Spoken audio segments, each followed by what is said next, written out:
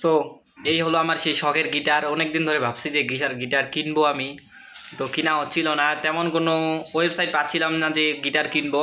আর ডারাজের কথা তো বাদই দেন, যে ডারাজ থেকে অর্ডার করছি অনেকবার ঠকছি ভাই, ওই জন্য আর অর্ডার করি নাই।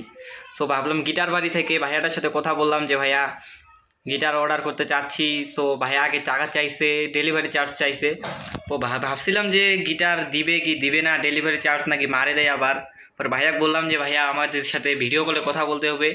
তো ভাইয়া ওটাতেই রাজি হয়েছে, ভিডিও কলে কথা বলছে, আমাদের গিটার দেখাইছে। সো আগে ডেলিভারি চার্জ আমরা পে করছি, তারপরে অনেক সুন্দর একটা গিটার আমাদেরকে ভাইয়া পাঠাইছে। এটাই হলো আমার সেই শখের গিটার। আপনারা যারা ভাবতেছেন যে গিটার কিনবো কি কিনবো না, অর্ডার দিব কি দিব না যদি টাকা মারে দেয়, না ভাই এরকম কিচ্ছু হবে না। আমি যেহেতু পাইছি অবশ্যই আপনারা পাবেন, নির্ভয়ে অর্ডার করতে পারেন আপনারা।